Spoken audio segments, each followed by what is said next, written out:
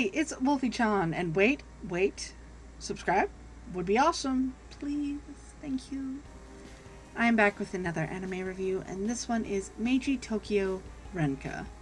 Now, I'm gonna splurge a little bit that in Japanese history, the Meiji era is my jam. I love the transition from Tokyo and kimonos and like the farmland and everything to then all of a sudden like new age and like dresses that are completely different, corsets and everything just changed. And to be fair, this was around World War II, so we knew what happened there. Anyway, so we follow our main character Mei, who can hear and see spirits. Well, that's apparently a problem because in our modern day life, that's not a good thing to have. Well, she stumbles upon like a magic show, which also, by the way, I'm reviewing the whole season. It's 12 episodes. I watched them all. I doubt there's going to be a second season, which is really sad. But this is a season review. So she goes into this like magic show and she's going to disappear. Well, she ends up going back into Meiji, Japan and meeting all these fantastical magical people. And the main person, or I guess, I don't know, like main love interest, is Ogai, who is a general and a writer, a very famous writer, to be exact, I guess you would say. So she ends up living with him, and he keeps calling her his fiance. And she loses her memory, which I assumed she didn't. I kind of thought, like, oh no, it's just X, Y, and Z. Like, it's normal. No, apparently she really did lose her memory. Okay. That's... okay. I mean, cool. We meet up with a famous painter who ends up, by the end of the series, painting his masterpiece. Because Mei helped him find his black cat, which that's the through line of this whole season. She's trying to find a black cat, but goes through this story, that story, this story, that story, rounds up to that. In our next episode, on her way to find the black cat, we meet a guy with glasses who ends up actually having a fake eye, which you can kind of tell the color differences, and that there's a spirit. And also, they keep calling her something special. Well, not like an onmyoji, but she can see spirits, so it's apparently a really important thing in Japan. Not in the future, though. Okay, continuing on. She ends up helping him with the spirit that actually just loved him and missed him, and because he couldn't see her anymore, she was causing mayhem, not on purpose. It's a really sweet story, and she didn't mean to frighten him with what she looked like, but she did, and tried to disappear so that it would relieve any scares or anything from the boy that she loved. Come to find out, she's just good and sticks around. Okay. Next one, we have our germaphobe and our awesome male actor who can dress up as anything, because our poor Mei is trying to look pretty for any of these parties that they're going to like every day. He teaches her how to look, how to dress, how to walk, everything turns out really good. Mwah, awesome. Germaphobe comes in and also has to help now because of X, Y, and Z. And they go to the party and she's trying her best and it's good.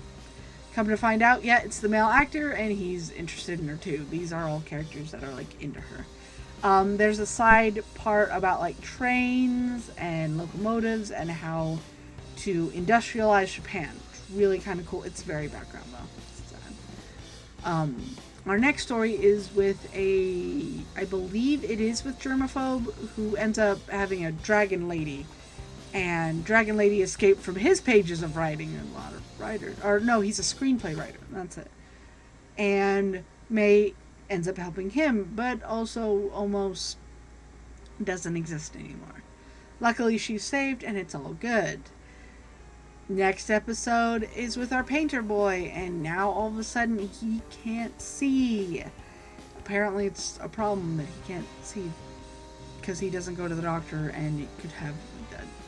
There's a lot of problems. I don't understand that one because you could go to a doctor. It can't be cured. You don't know this. Go to a doctor and just do it. He doesn't. Until May really pushes him to, and there you go. And he ends up, finding the black cat and painting it. Next one, and last episode, I believe, is with our O guy. Oh, there's also an episode in between some of these that we have a guy who kills spirits. He's a really good cook, and they're just in his house, and he's cooking, and he's like, why are you guys here? Why? That's why, I guess. And she ends up cleansing the sword of whatever would be a bad spirit, I believe. But last episode is with O-Guy, and O-Guy is writing about his old love life, and he's scared that the spirit of his past lover is stopping him from writing when actually it's not. And he finishes the story, and he's happy. The last episode is May finding out that she remembers everything, talks to the magician about going home, because she only has like a lunar month to decide if she wants to stay or not, and she was going to stay and live with O-Guy and be happy there. And he was like, I'm glad you're going to be happy. Memories came back. B. Not anymore, I see. Okay, cool. She decides to go back and lives her life not afraid of the spirits, talking to them, or people.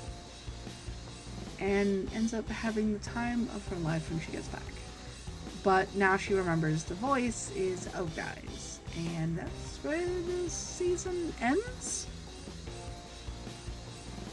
The only through line to this whole thing is the black cat. Let me remind you, it's the black cat. Nothing else. And O-Guy and May's love relationship. That's it, ladies and gentlemen.